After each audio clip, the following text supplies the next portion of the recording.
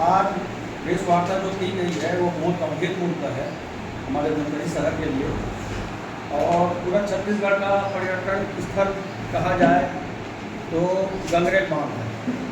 और गंगरेल बांध में बहुत धड़ल्ले से अवैध बोटिंग चली जा रही है, जिनका कोई लाइसेंस नहीं है, जिनका कोई परमिशन नहीं है, जिनका पैसा नहीं पटाया जा रहा है, ना जिसका जीएसटी पटाया जा रहा है, और ना ही जो बोटिंग है उसमें कोई सुरक्षा व्यवस्था, ना उसकी कोई इनवॉइस है, ना उसका कोई लाइसेंस है। कल के दिन में अगर कोई बड़ी दुर्घटना घटित होती है, जैसे मध्य प्रदेश जबलपुर में हुआ, तो उस समय प्रशासन क्या करेगा? इस बारे में सचेत हमने बहुत पहले से समिति द्वारा किया जा चुका है।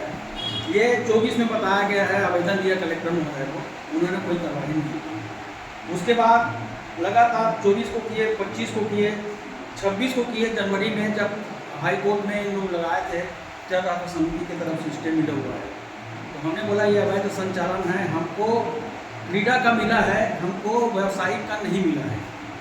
इस कारण ये संचालन ही गलत है।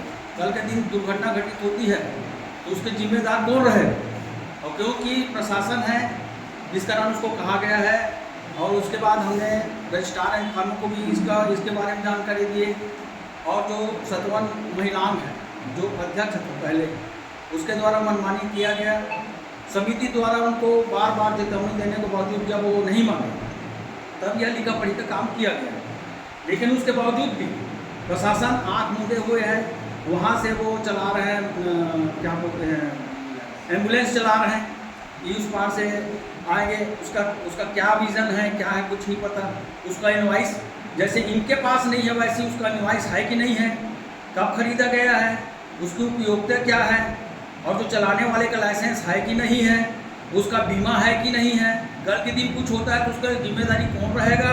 ये सब बहुत सारे प्रश्न हैं। इन प्रश्नों को लेकर हमने बहुत सारे डिपार्टमेंट में, रजिस्ट्रार एंड फर्म हो गया, उसको भी दिए। हमने कलेक्टर साहब को तो कई बार दे चुके हैं। उसके बाद हमने जीएसटी को भी दिया। जीएसटी को होती हमने निरीक्षण किया है। किसका? एक और बाजू में चल रहा है बड़ा वाला अंटार्कटिका का, वो टैक्स भी पटाता है जीएसटी। तो मैं बोला इनका आप देखे हो क्या? इनके जो बुक है उसमें तो जीएसटी का नाम ही नहीं है, और लाखों रुपया ये भी कलेक्शन कर रहा है। तो बोले 20 लाख से ज़्यादा होना चाहिए। मैं बोला वो आप निरीक्षण कीजिए, 20 लाख से ज़्यादा है, इनके चेक कीजिए। हमने उनका QR कोड दिया, लेकिन वो भी चुप है। वो बोले हम छापा मारने को हम अधिकार अधिकृत नहीं है। तो हमने जाके छापा वाले कमिश्नर के यहाँ जाके हमने आवेदन दिया, तुरंत दिया। उसके बावजूद भी वो मौन है। ये बहुत सारे प्रश्न हैं, भ्रष्टाचार के प्रश्न हैं। कल के दिन अगर कोई दुर्घटना घटित होती है तो उसका जिम्मेवारी कौन रहेगा? ये जनता पूछती है। और इसी कारण हम आए हैं, समिति के बचाव में आए हैं। क्योंकि कल के दिन अगर कुछ दुर्घटना घटित होती है तो समिति के सभी सदस्य के ऊपर ही आएगा।